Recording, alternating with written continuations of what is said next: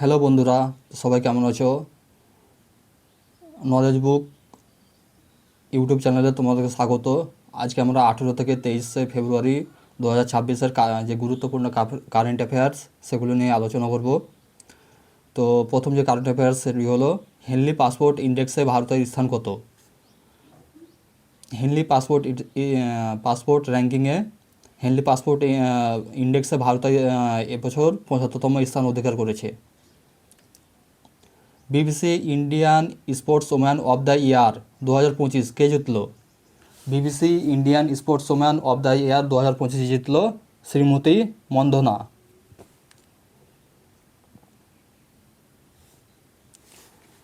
International mother language day কবে পালন করা হয়? ইন্টারন্যাশনাল মাদার ল্যাঙ্গুয়েজ ডে পালন করা হয় 21 ফেব্রুয়ারি। ভাইব্রেন্ট ভিলেজ প্রোগ্রাম 2 বা ভিভিপি 2 কে চালু করেছেন? এটি চালু করেছেন স্বরাষ্ট্রমন্ত্রী অমিত শাহ, যেটা আসামের কাছাড় জেলার কাছে নাতানপুর গ্রামে 6,900 কোটি টাকার চালু করেছেন। এর প্রধান উদ্দেশ্য হলো সীমান্তবর্তী অঞ্চলগুলির উন্নয়ন ও নিরাপত্তা বৃদ্ধি করা। ভারতের প্রথম এআই ডেটা সেন্টারের জন্য কোন কোন সংস্থা চুক্তি স্বাক্ষর করেছে? ভারতের প্রথম এআই ডেটা সেন্টারের জন্য চুক্তি স্বাক্ষর করেছে আমাদের দেশের টাটা গ্রুপ ও open AI. Dam safety international conference 2026 কোথায় অনুষ্ঠিত হলো? ড্যাম সেফটি ইন্টারন্যাশনাল কনফারেন্স 2026 অনুষ্ঠিত হলো বেঙ্গালুরুতে। আসামের গুয়াহাটিতে কুমার ভাস্কর বর্মা সেতুর উদ্বোধন করলেন কে? আসামের গুয়াহাটিতে কুমার ভাস্কর বর্মা সেতুর উদ্বোধন করলেন প্রধানমন্ত্রী নরেন্দ্র মোদী। ভারতের প্রথম গরু মিউজিয়াম তৈরি হতে চলেছে কোথায়?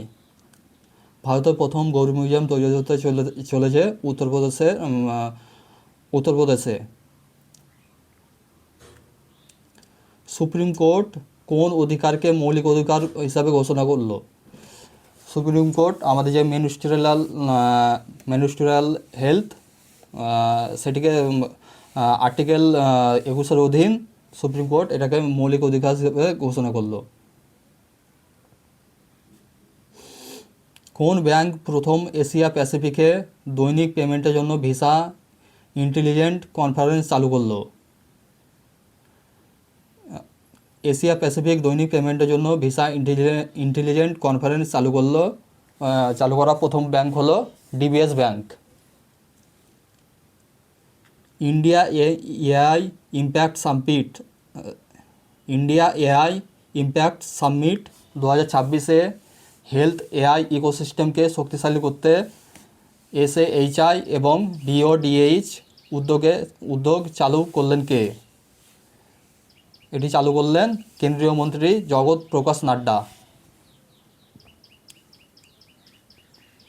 BBC emerging player of the year 2025 কে খেতাব জিতলেন? BBC emerging player of the year 2025 খেতাব অর্জন করলেন ভারতীয় দাবা গ্র্যান্ডমাস্টার দিব্যা দেশমুখ। বাংলাদেশের প্রধানমন্ত্রী হিসাবে শপথ গ্রহণ করলেন কে? বাংলাদেশের প্রধানমন্ত্রী হিসাবে শপথ গ্রহণ করলেন তারেক রহমান। বিশ্ব সামাজিক ন্যায়বিচার দিবস বা world day of social justice হিসাবে কবে পালিত হয়? 20 ফেব্রুয়ারি। জমির মালিকানা সংক্রান্ত unique land parcel identification number বা ভূ আধার চালু করলো কোন রাজ্য?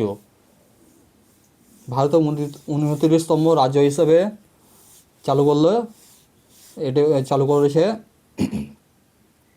দিল্লি।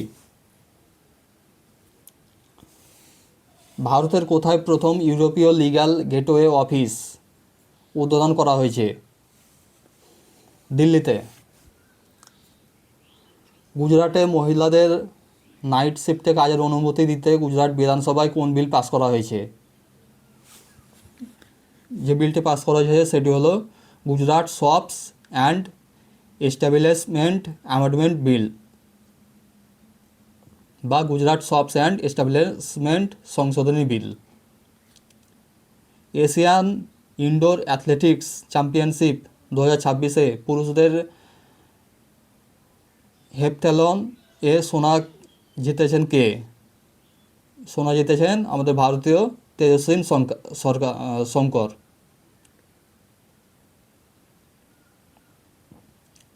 সম্প্রতি ইন্ডিয়া এআই ইম্প্যাক্ট সামিটে কতটি দেশ নিউ দিল্লি ডিক্লারেশন অন এআইতে স্বাক্ষর করেছে? 88 দেশ। 88 দেশ মানে স্বাক্ষর করেছে, যার মধ্যে আছে মার্কিন যুক্তরাষ্ট্র, চীন এবং ফ্রান্স রয়েছে। সম্পূর্ণ দেশীয় প্রযুক্তিতে তৈরি ভারতের প্রথম মাল্টি বিলিয়ন প্যারামিটারের লার্জ ল্যাঙ্গুয়েজ মডেল লঞ্চ করেছে কোন স্টার্টআপ সংস্থা? এটি করেছে আমাদের বেঙ্গালুরুর সার্ভাম এআই। ইন্ডিয়া এআই ইম্প্যাক্ট সামিটে আগত বিদেশিদের প্রতিনিধিদের জন্য এনপিসিএল কোন ওয়ালেট পরিষেবাটি চালু করেছে? এনপিসিএল হলো national payments corporation of India. যে পরিষেবাটি বিদেশিদের জন্য চালু করেছে সেটি হলো ইউপিআই ওয়ান ওয়ার্ল্ড। ভারত ও মার্কিন সেনাবাহিনীর মধ্যে স্পেশাল ফোর্সেস যৌথ সামরিক মহড়া বজ্রপ্রভাত 2026 16তম সংস্করণ কোথায় অনুষ্ঠিত হবে? এটি অনুষ্ঠিত হবে হিমাচল প্রদেশের বাকলাহতে। বজ্রপ্রহার হলো ইউএস মানে ইউনাইটেড স্টেটস এবং ইন্ডিয়ান আর্মির মধ্যে একটা এক্সারসাইজ। গ্লোবাল টেক হাব হিসেবে গড়ে তুলতে ভারতের প্রথম গ্রাফিন পার্ক কোথায় তৈরি হতে চলেছে? উত্তরটি হলো কেরালা। গ্রাফিন হলো কার্বনের এক প্রকার কার্বন যা প্রকৃতিতে অল্প পরিমাণে পাওয়া যায়। আর গ্রাফিন পার্ক বলতে বোঝায় গ্রাফিন প্রযুক্তির গবেষণা উন্নয়নের উপর দৃষ্টি নিবদ্ধ করে এমন বিশেষায়িত শিল্প পার্কগুলিকে বোঝায়। প্রাচীন জ্ঞান ও পাণ্ডুলিপি সংরক্ষণের উদ্দেশ্যে কোন রাজ্য সরকার সম্প্রতি জ্ঞান ভারতম মিশন চালু করেছে? এটি চালু করেছে উত্তরপ্রদেশ সরকার। ইন্দিরা গান্ধী শিক্ষা যোজনা এর অধীনে মহিলাদের কন্যারা উচ্চশিক্ষার জন্য 27 বছর বয়স পর্যন্ত মাসে 3000 টাকা পাবেন। ওটি কোন রাজ্য সরকার উদ্যোগ? এটি করেছে আমাদের হিমাচল প্রদেশ। ব্রেক সিস্টেমে ত্রুটির কারণে ভারতীয় বায়ুসেনা সম্প্রতি তাদের কোন মডেলের প্রায় 30টি ফাইটার জেট সাময়িকভাবে বসিয়ে দিয়েছে? উত্তরটি হলো তেজ। সেন্ট্রাল রিসার্চ ইনস্টিটিউট কাউসলিতে সম্প্রতি কোন দেশীয় টিকার উদ্বোধন করা হলো? আমাদের দেশীয় টিকার জন্য যেগুলো আমাদের করা হলো সেগুলো হলো দেশীয় টিটেনাস এবং অ্যাডাল্ট ডিপথেরিয়া। ক্ষুদ্র মাঝারি শিল্পের রপ্তানি বাড়াতে এবং বিশ্বব্যাপী প্রতিযোগিতা সক্ষমতা জোরদার করতে কেন্দ্রীয় মন্ত্রী পীয়ূষ গোয়েল কোন মিশনের অধীন 7টি উদ্যোগ চালু করেছেন? এটা হলো এক্সপোর্ট প্রমোশন মিশন। কোন রাজ্যে সম্প্রতি প্রথম north east festival of rice grains of heritage অনুষ্ঠিত হতে চলেছে? North east festival of rice অনুষ্ঠিত হতে চলেছে নাগাল্যান্ডে। ভারত সম্প্রতি কোন দেশের সাথে ডিজিটাল পরিকাঠামো উন্নয়নের জন্য ডিজিলকার পাইলট চুক্তি স্বাক্ষর করেছে? ভারত কোরিয়ার সঙ্গে ডিজিলকার পাইলট চুক্তি স্বাক্ষর করেছে। Thank you. এরকম আরও ভিডিও পেতে আমার চ্যানেলটিকে সাবস্ক্রাইব করো। ধন্যবাদ।